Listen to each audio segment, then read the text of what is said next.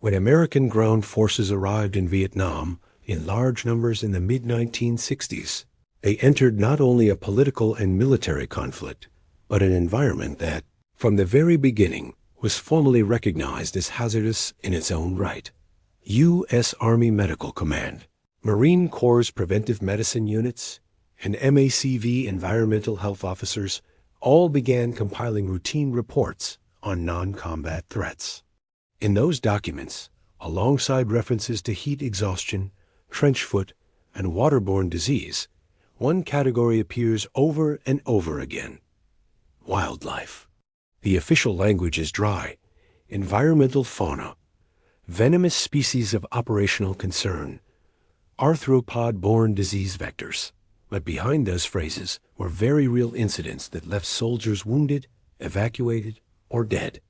Vietnam's terrain made these threats unavoidable.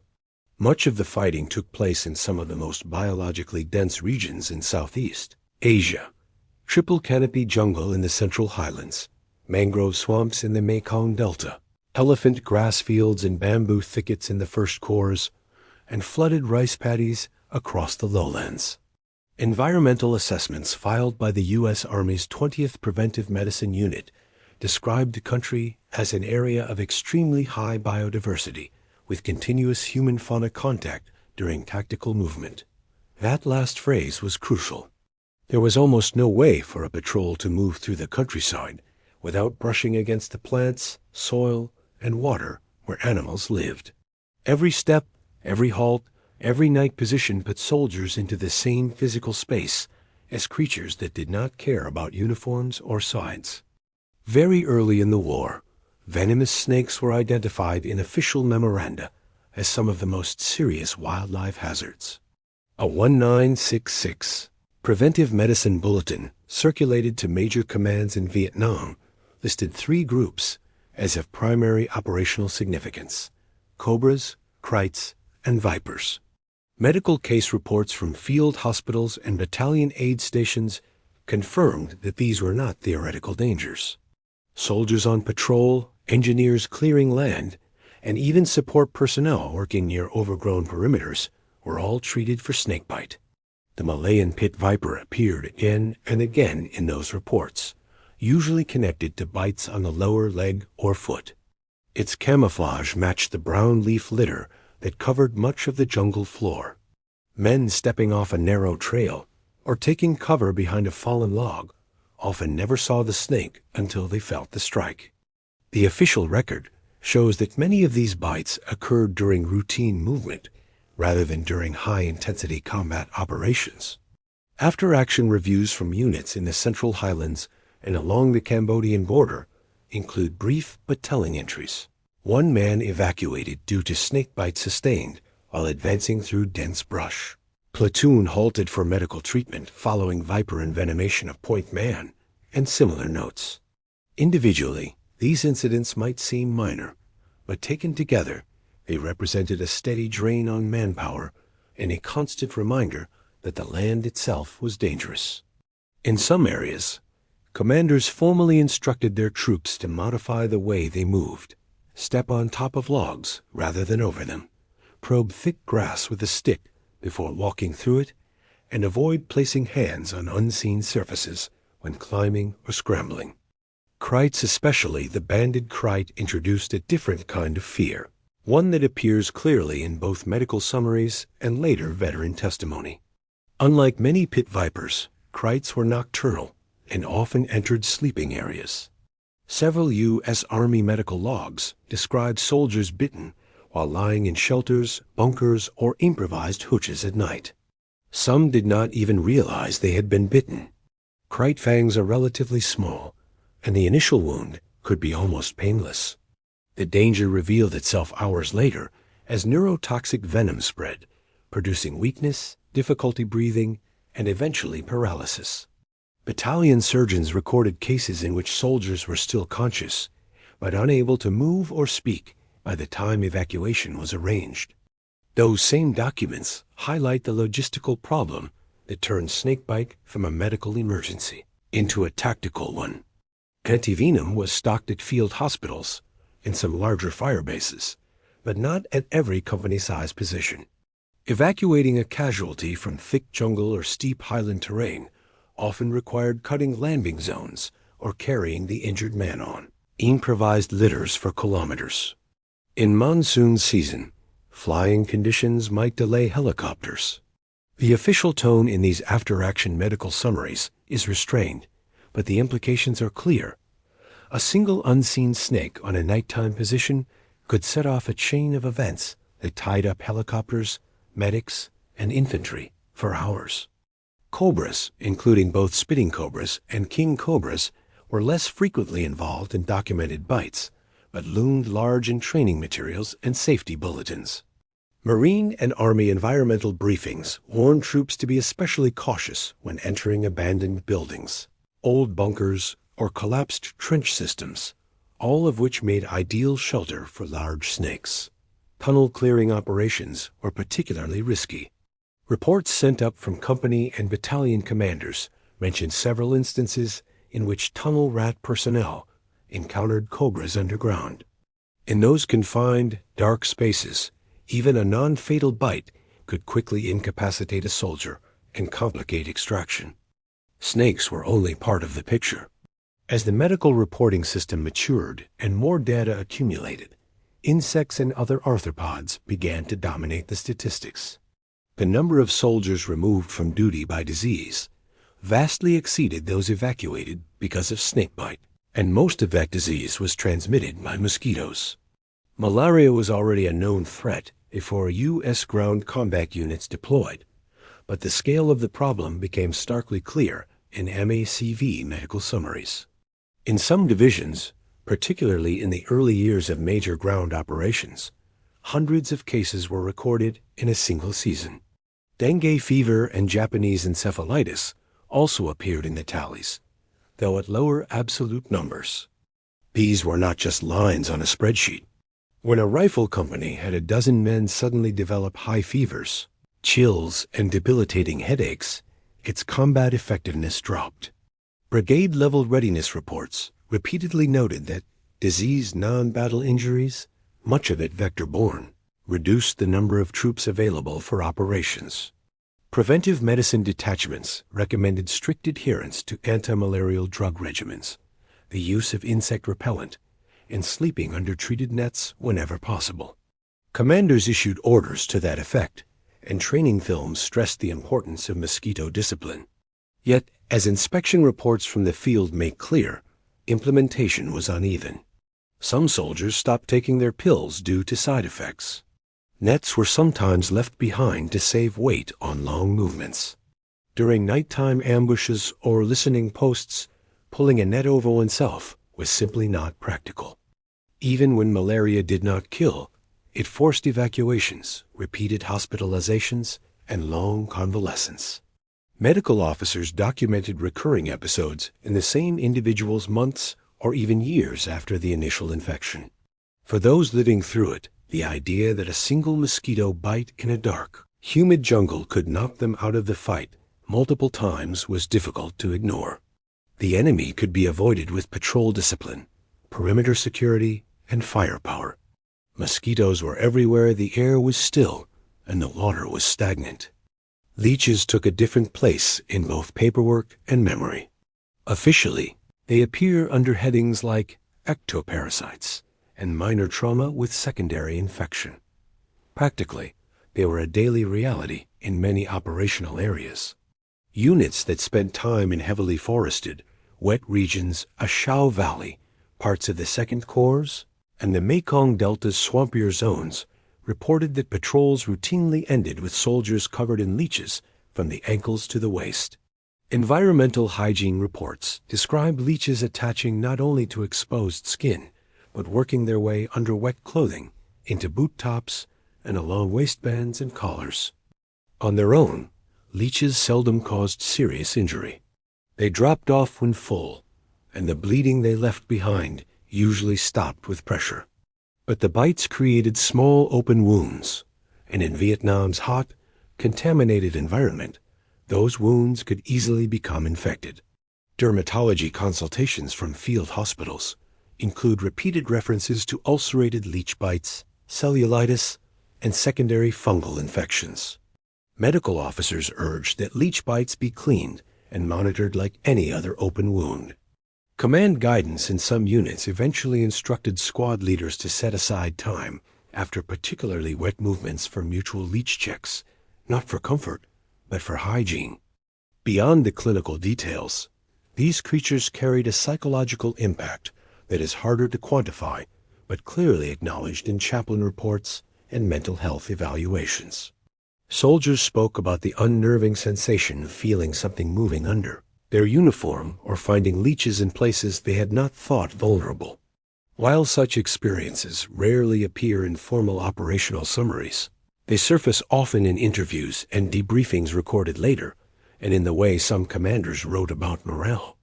In environments where enemy contact, booby traps, and fatigue were already constant, the sense that the jungle itself was feeding on them added another layer to the strain. Scorpions and large centipedes also appear regularly in base sanitation surveys and sick call logs. The Vietnamese giant centipede, in particular, drew attention because its bite produced intense, burning pain and significant swelling. Dozens of cases are listed in medical annexes to divisional reports. Soldiers bitten in their sleep, bitten after putting on boots or pants that had been left unwatched for a few hours, or bitten while moving crates and equipment that had been stored outside.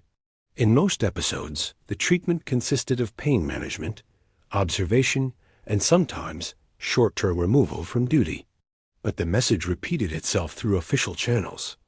Any place soldiers slept, sat, or stored deer in Vietnam could harbor creatures that would sting or bite without warning. All of this unfolded against the backdrop of an ongoing war.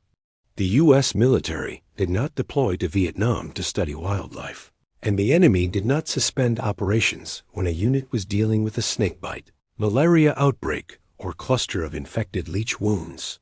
That reality is woven quietly through the language of the documents. A medic's report might note, one evacuation due to probable viper envenomation, appended to a page otherwise filled with casualties from small arms fire.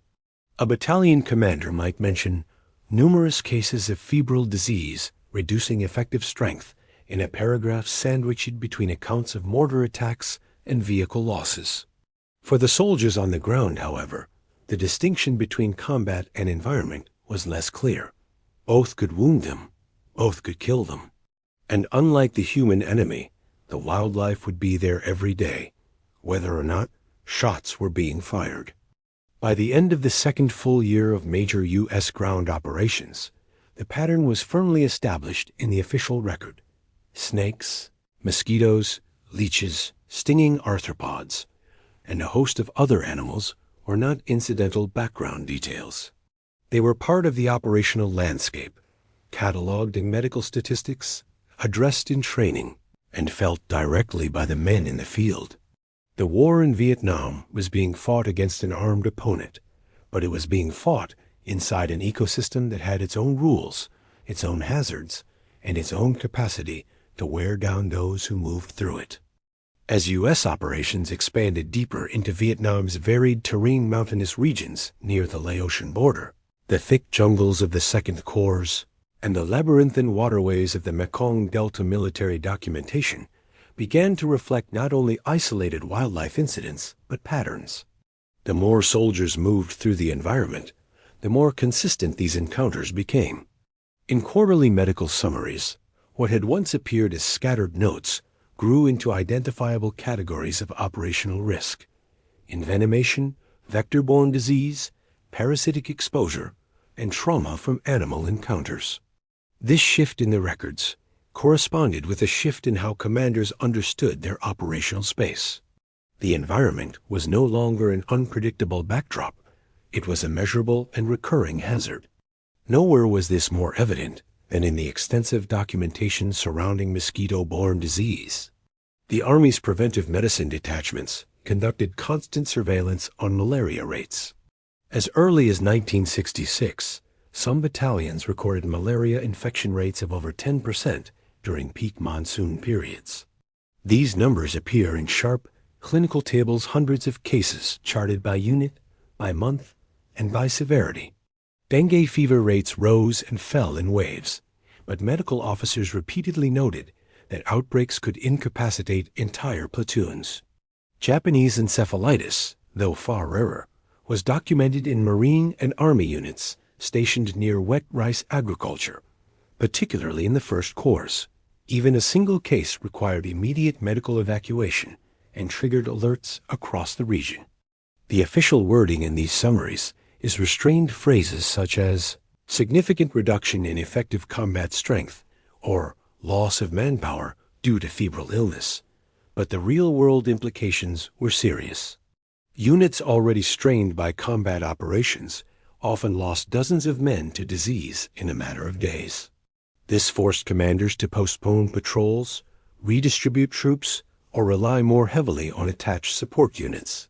In effect, the mosquito became an operational variable of the Vietnam War, consistently appearing in the same documents that discussed enemy strength, ammunition expenditure, and casualty reports. Alongside the relentless threat of insects, snakes continued to appear prominently in official logs.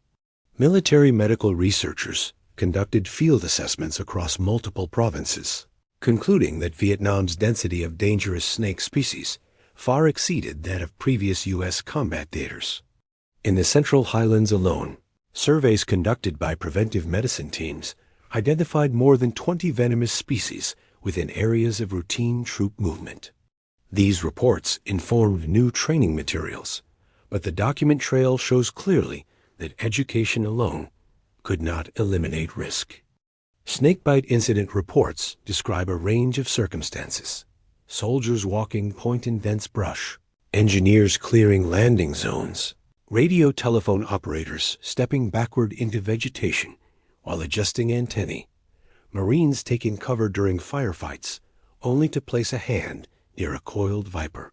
One 1967 report from an infantry battalion in the Second Corps describes a soldier bitten twice on the ankle while attempting to climb a small slope during a flanking maneuver. Despite rapid evacuation, he died en route to a medical facility. Another memo from a Marine regiment near the DMZ recounts an incident where a sleeping Marine was bitten by a crike inside his fighting position. His squad mates awoke to him struggling to breathe. Despite emergency treatment at a battalion aid station, he succumbed several hours later. What stands out in these reports is not just the tragedy of individual events, but the logistical stress such incidents created. Every snakebite required an immediate medical response, often involving multiple helicopters, medics, and infantry elements tasked with clearing extraction zones. In contested areas, this diverted resources from ongoing operations. Commanders repeatedly emphasized in after-action reviews that snake encounters could derail mission timelines, particularly when they occurred during night movements or ambush patrols. The enemy remained the primary threat, but as official documents make clear, wildlife could disrupt operations with surprising frequency. Other creatures created hazards that were recorded less dramatically, but far more consistently. Ants, for example, appear repeatedly in base sanitation reports. In tropical environments, the presence of large, aggressive ant species caused daily irritations that sometimes escalated into operational issues. Soldiers storing rations or ammunition too close to the ground found equipment colonized within hours. Several after-action reports describe ants entering sleeping positions or biting soldiers during nighttime security rotations, causing moments of panic that risked compromising stealth. While ants rarely produced serious medical injuries, the documentation shows that they altered how soldiers stored equipment, established perimeters, and maintained gear. Centipedes and scorpions appear frequently in sick call logs. The Vietnamese giant centipede, in particular, was responsible for numerous painful bites that required medical attention. One preventive medicine bulletin describes the centipede bite as producing immediate, intense burning pain lasting several hours, accompanied by swelling and limited mobility. Soldiers bitten during patrols sometimes had to be relieved of duty temporarily. And in nighttime operations, the sudden pain could cause enough noise to break noise discipline. Several unit discipline reports note incidents where surprise bites led to accidental discharges of weapons, a small but real concern in areas where silence was essential to survival. In addition to these arthropods, leeches continued to be recorded as a near constant nuisance with periodic medical consequences. Operational units in the Mekong Delta and the northern provinces submitted regular reports describing soldiers removing dozens of leeches after patrols. The official medical concern was not blood loss, but infection. In humid, dirty conditions, small wounds could quickly become problematic. Dermatology sections of field hospitals documented recurring cases of bacterial infections directly attributable to leech bites. One field report from the 1st Infantry Division notes that increased incidence of infected leech wounds has necessitated reinforcing hygiene procedures during post-patrol recovery. This illustrates something that emerges repeatedly in the documentation. Wildlife hazards required systemic responses, not just individual reactions. Crocodiles, while not a widespread threat, appear in enough riverine patrol logs to demonstrate that they were taken seriously by military planners in regions where waterways dominated the terrain. Patrol boat, River PBR. Crews navigating the Mekong Delta encountered crocodiles frequently enough that their presence became part of CPs for nighttime operations. River crossing procedures for infantry units often included warnings to maintain spacing, avoid unnecessary splashing, and keep weapons ready until reaching the opposite bank. A small number of confirmed crocodile attacks appear in U.S. Navy medical reports and in the operational summaries of the Mobile Riverine Force, usually involving local Vietnamese civilians, but occasionally involving American personnel. These reports reinforced caution in waterways already complicated by mud, weeds, collapsing banks, and enemy mines. Large mammals also maintain a quiet but memorable presence in official documentation. Tigers, though rare, appear in several confirmed incident logs. The most well-known case involves a remote observation post attacked at night, resulting in the death of a soldier. The report, circulated widely as a cautionary note, included recommendations for securing food waste and maintaining visibility around perimeter posts to avoid attracting wildlife. Wild boars appear in multiple after-action reports as sources of sudden, aggressive charges. These animals, capable of moving quickly and weighing several hundred pounds, sometimes blundered into patrols or defensive positions, causing confusion that in some cases escalated into brief firefights. Though such encounters rarely produced lasting injuries, the disruption they caused is evident in the concise but pointed language of the reports. Beyond discrete incidents, wildlife shaped the daily routines of soldiers in ways that appear repeatedly in environmental hygiene surveys and morale assessments. One frequently mentioned challenge involved nighttime operations, when darkness magnified fear of unseen threats. Soldiers lying still in ambush positions often felt insects crawl across their skin, heard movements in the brush nearby, or sensed the presence of creatures they could not identify. While such experiences do not appear in official records with emotional detail, their consequences do. Unit chaplains and medical officers documented complaints of chronic anxiety, difficulty sleeping, and heightened startle responses connected partly to environmental stress. Military psychiatrists attached to several divisions noted that wildlife hazards contributed to what they termed cumulative stress burden, a slow accumulation of fear, fatigue, and tension that could influence judgment and performance. Soldiers learned to manage the constant threat by developing habits, shaking out boots before putting them on, checking bedding, avoiding turning over rocks or logs, scanning the ground ahead during every movement. But even with these precautions, the fear of an unseen bite or sting remained. The combination of human and environmental threats created a form of vigilance that few soldiers could fully relax from. The strain was particularly evident in long-range reconnaissance patrols, LRRPs, whose operations required extended periods of stealth in deep jungle environments. After-action debriefings from LRRP teams often mention wildlife encounters that, while not medically serious, created operational challenges. Mosquitoes relentlessly targeted teams forced to remain motionless for hours. Ants crawled through equipment and bit exposed skin. Snakes occasionally appeared in positions that teams could not vacate without compromising their concealment. In several documented cases, reconnaissance soldiers were bitten or stung but remained in place because movement would have revealed their presence to enemy forces. These situations did not always produce injuries that appeared in medical logs, but the stress they created appears clearly in the narrative portions of LRRP reports and in the observations of attending medical officers. Even static positions were not immune from environmental hazards. Fire bases built near jungle margins or water sources often faced incursions from wildlife seeking food or shelter. Rats, snakes, and insects moved freely through sandbag walls and wooden structures. Environmental health inspections conducted at fire bases frequently reported rodent infestations, ant colonies inside bunkers, and standing water that created mosquito breeding grounds. While much of this appears under bureaucratic headings like vector control efforts or pest management, the real-world effects were tangible.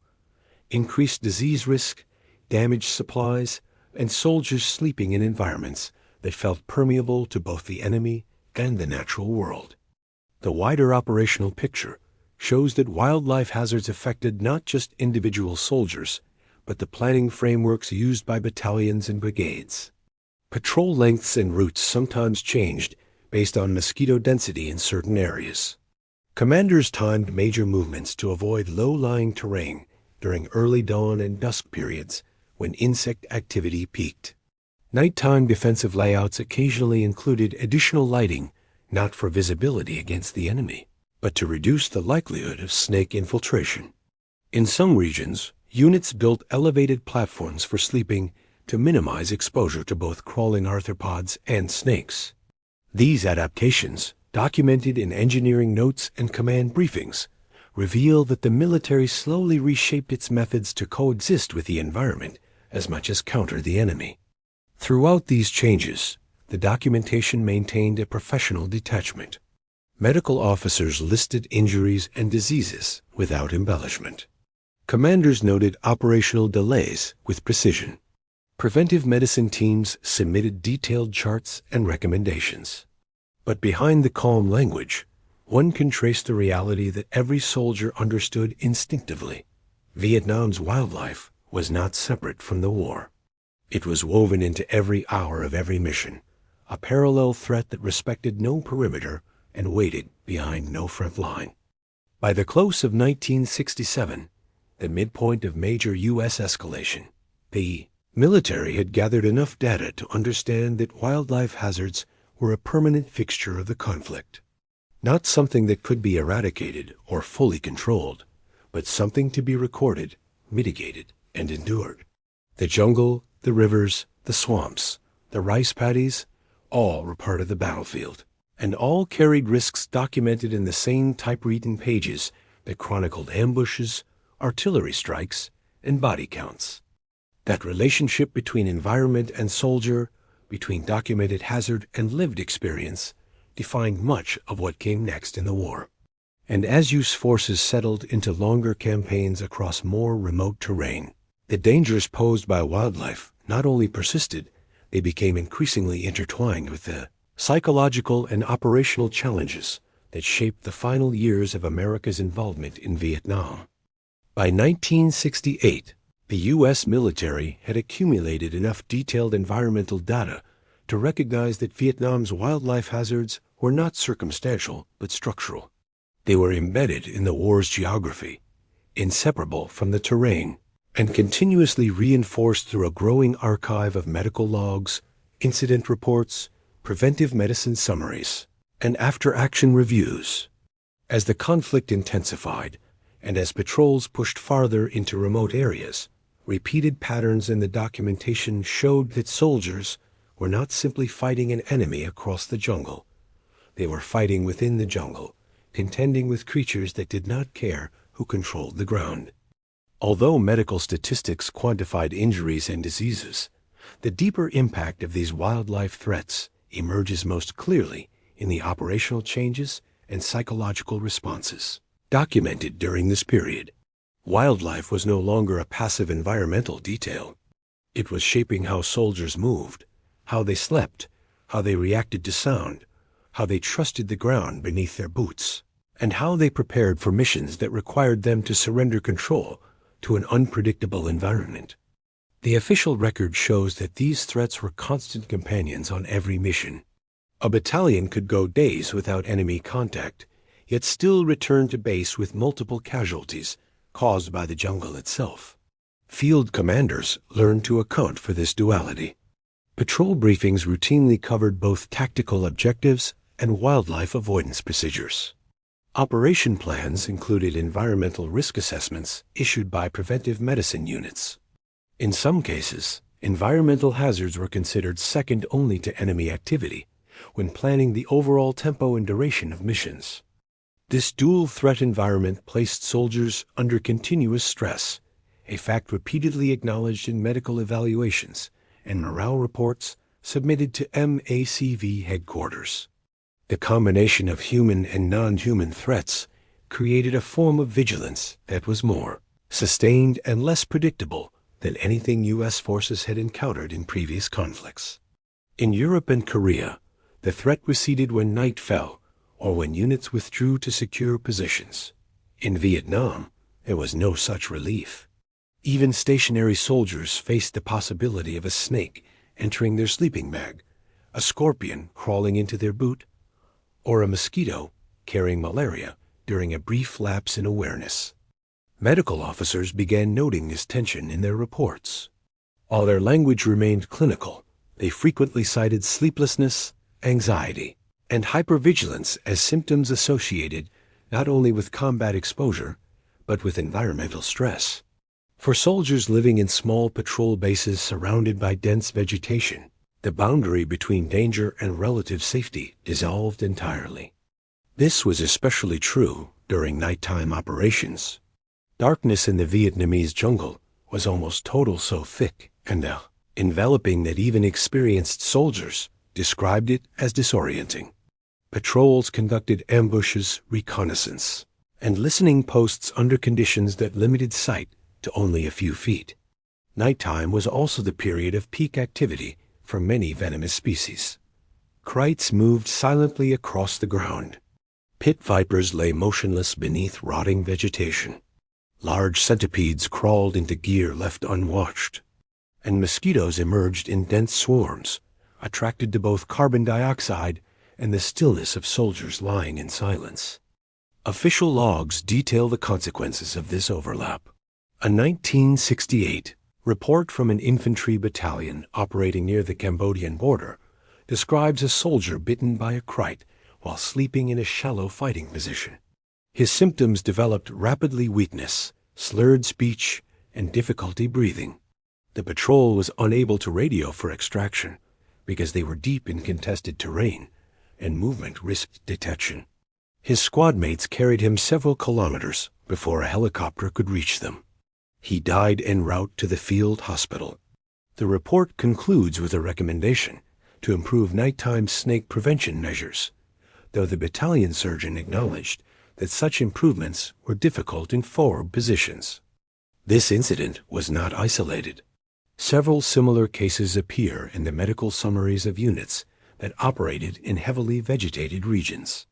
The fear of these nocturnal dangers is reflected in morale reports, where chaplains and counselors mention soldiers expressing anxiety before sleep, sometimes sleeping in shifts even when not required by the tactical situation.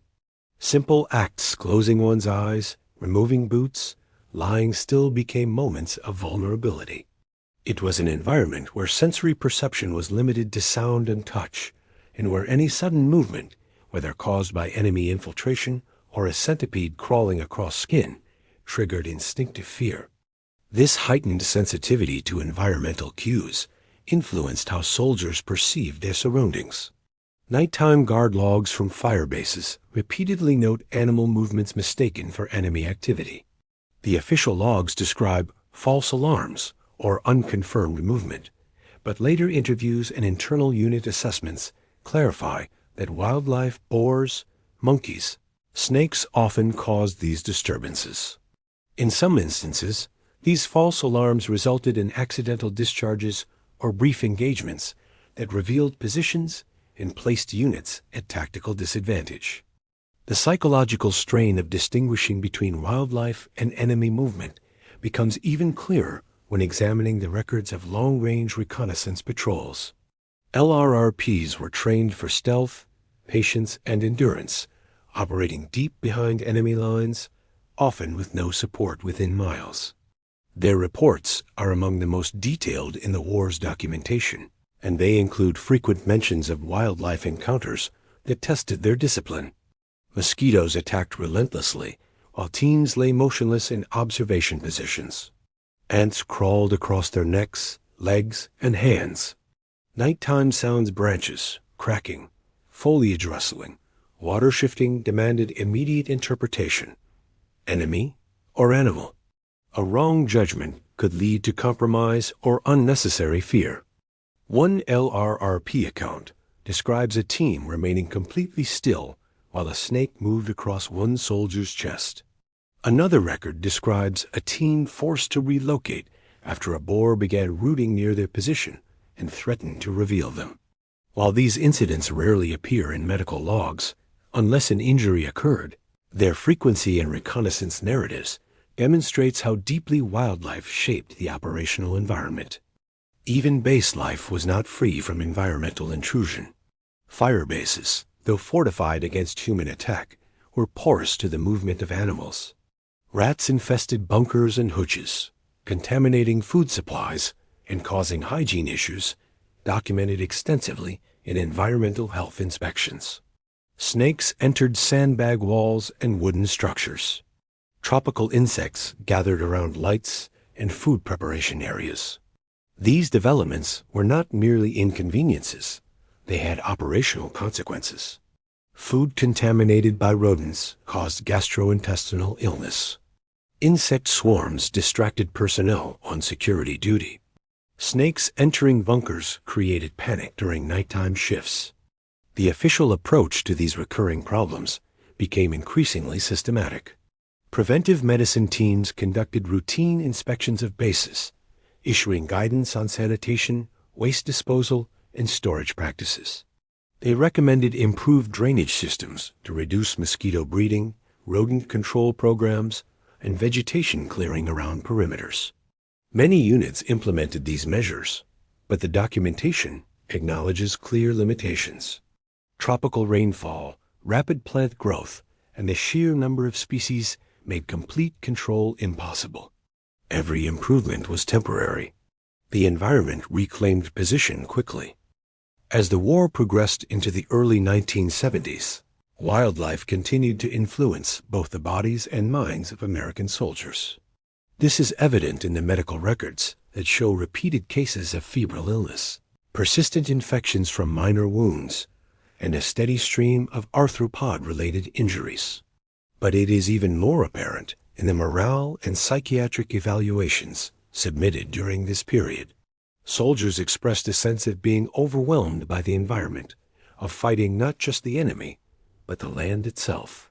Chaplain reports mention young troops who struggled to adapt to constant environmental discomfort, while seasoned veterans spoke of the wearing down that occurred when every moment carried potential danger. For men already coping with the stresses of combat, wildlife hazards compounded feelings of vulnerability. Unlike the enemy, wildlife could not be predicted or neutralized. It did not adhere to battlefield logic.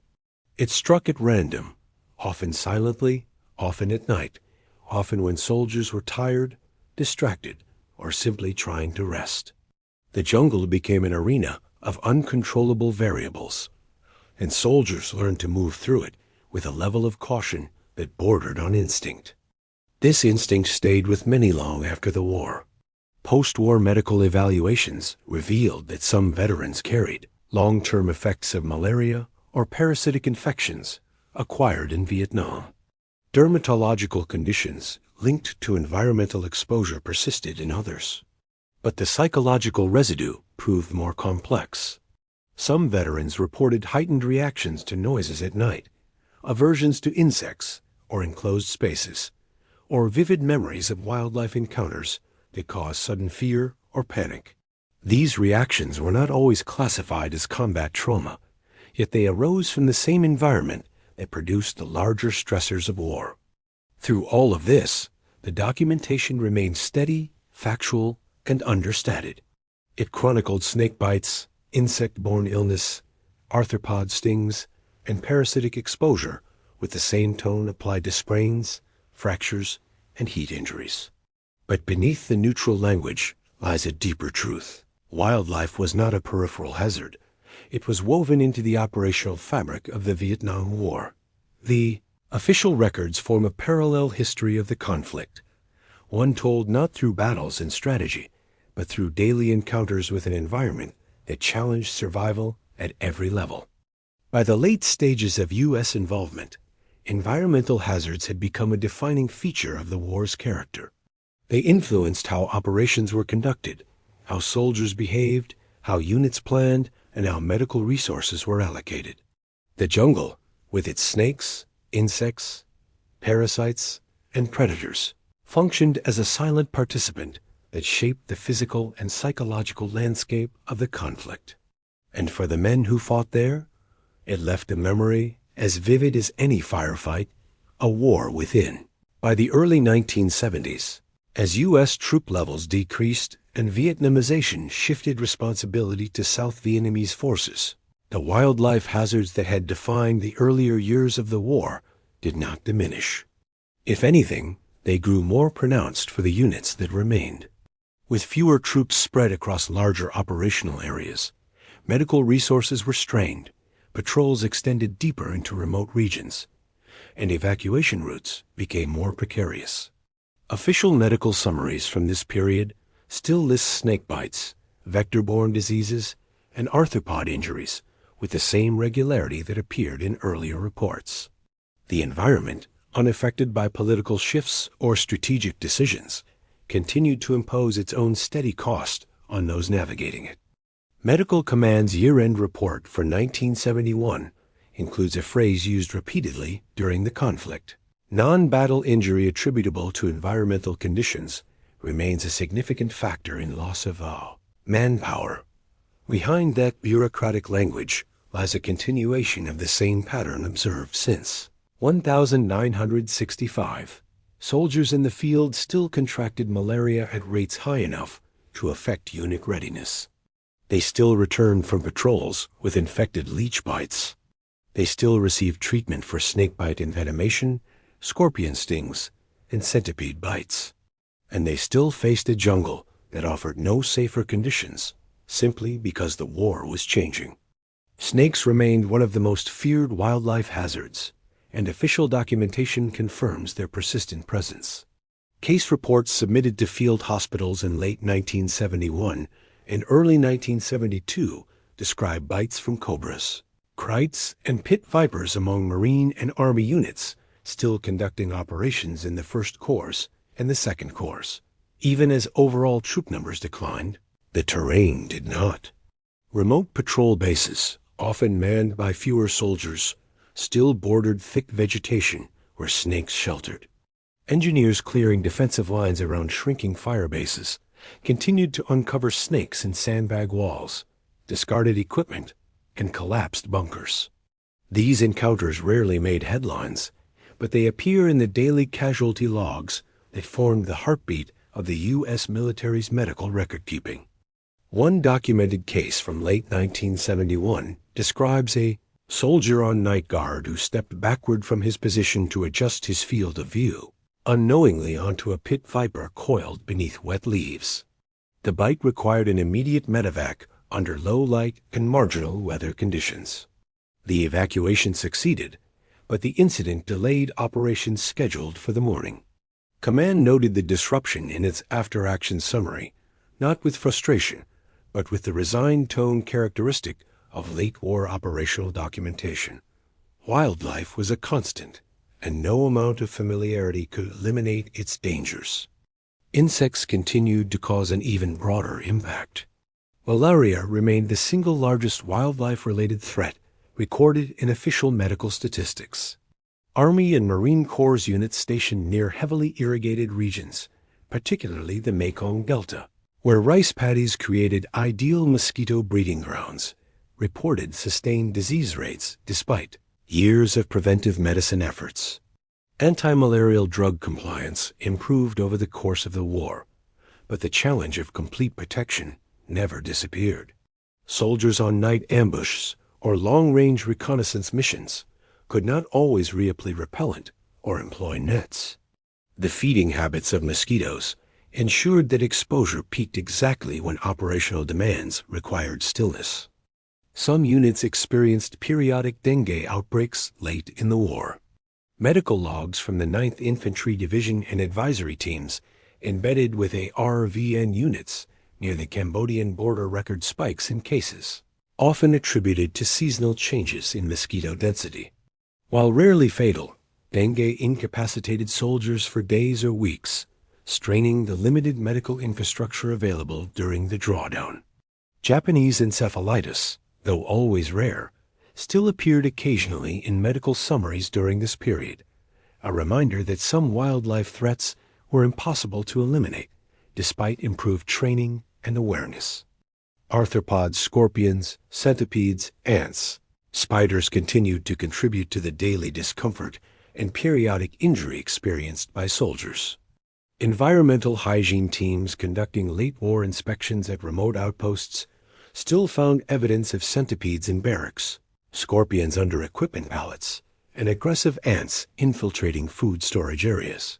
The documentation, standardized by this point, listed these insects under headings like hygiene findings or vector presence, but the implications were clear.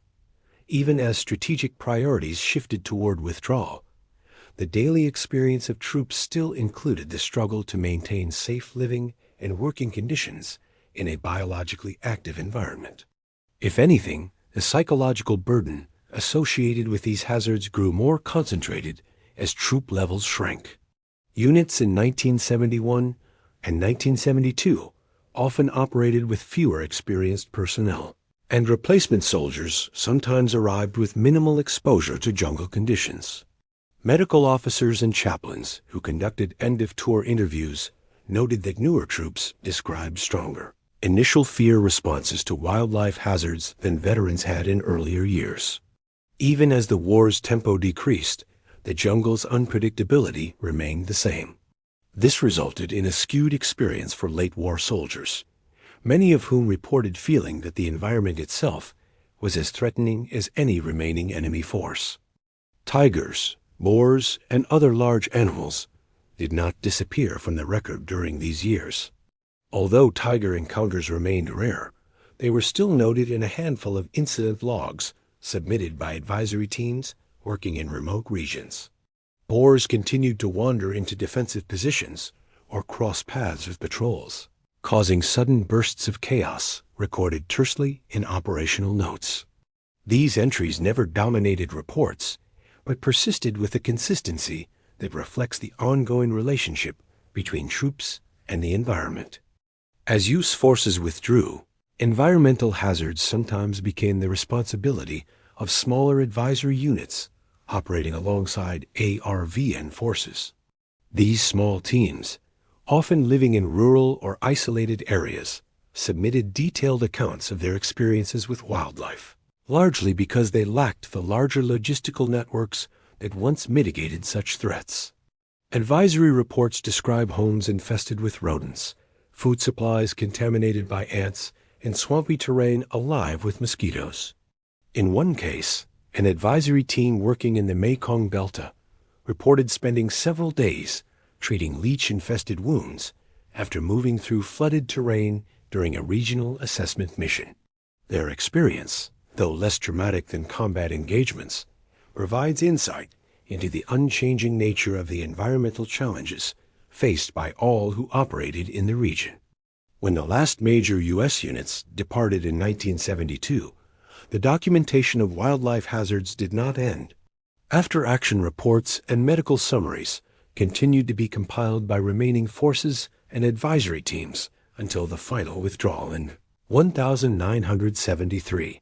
Even in the war's final year, malaria, snakebites, leech infections, and arthropod stings appeared in the records as routine entries, mundane in frequency, but significant in impact. The environment had not changed, and the hazards it presented persisted until the last American personnel left the country. The war's end did not conclude the story for the soldiers who lived through these environmental threats.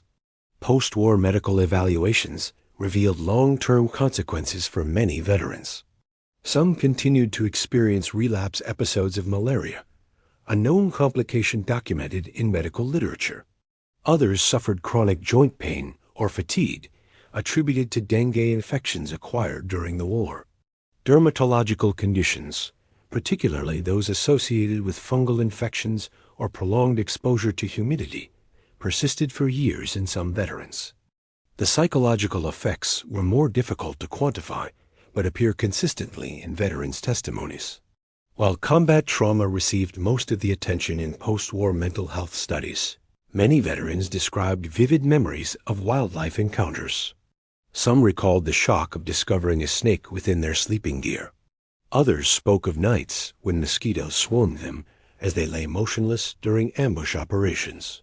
Still others remembered the unsettling feeling of pulling leeches from their skin or hearing movement in the dark, and not knowing whether it was an enemy soldier or an animal. These memories did not always fit neatly into diagnostic categories. They were often mentioned in passing, appearing in interviews, memoirs, and support group discussions rather than formal psychiatric evaluations. Yet they reveal a layer of experience that the official war narrative sometimes overlooked: the intimate, daily confrontation with an ecosystem that remained indifferent to human conflict. The U.S. military's documentation, for all its formality and precision, ultimately paints a picture of the Vietnam War as a dual conflict, one against an armed enemy and one against an environment that constantly tested the endurance, adaptability, and resilience of every soldier who entered it. Wildlife hazards were present in every phase of the war, in every region where troops operated, and in every type of mission, from long-range reconnaissance to static defense, from river patrols to helicopter insertions. The environment dictated behavior. It shaped the way soldiers walked, slept, ate, and navigated. It required new strategies, new habits, and new forms of training. The U.S. military adapted, documenting each lesson with meticulous care, yet complete mastery of the environment proved impossible. The jungle demanded respect, and it inflicted consequences on those who underestimated its risks. In a broader sense, the wildlife hazards experienced during the Vietnam War contributed to the war's unique psychological and historical character. Unlike previous conflicts fought in more temperate climates, Vietnam presented an environment where the boundary between safe and unsafe, between human and non-human threat, was perpetually blurred. Soldiers lived in a state of heightened awareness, not just because of the enemy, but because the natural world around them offered constant reminders that danger was embedded in the landscape itself. In the years since the war, historians and military analysts have increasingly recognized the role of environmental hazards in shaping operational outcomes and soldier experience. What was once relegated to the footnotes of after-action reports now stands as an important component of understanding the war. The official documents, those typed daily, weekly, and monthly over the course of nearly a decade, form a narrative of their own, one that acknowledges the enormous impact wildlife had on troop health, operational capability, and morale. The jungle of Vietnam, with its snakes, insects, crocodiles, parasites, and unpredictable movements, was not merely scenery. It was a participant in the conflict, one that neither side could fully command. It served as both concealment and threat, both refuge and adversary. It shaped decisions and defined risks. It tested soldiers before and after every contact with the enemy.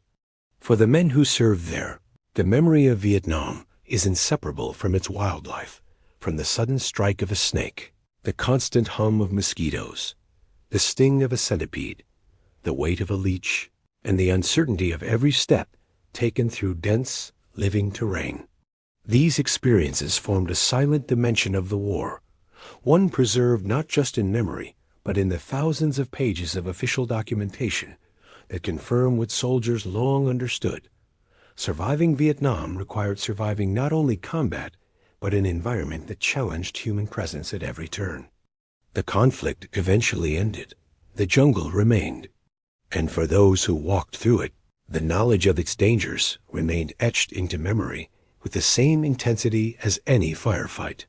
The wildlife of Vietnam was a force soldiers never forgot, a constant companion, a reminder of vulnerability, and a lasting testament to the complex, unforgiving nature of the war's terrain.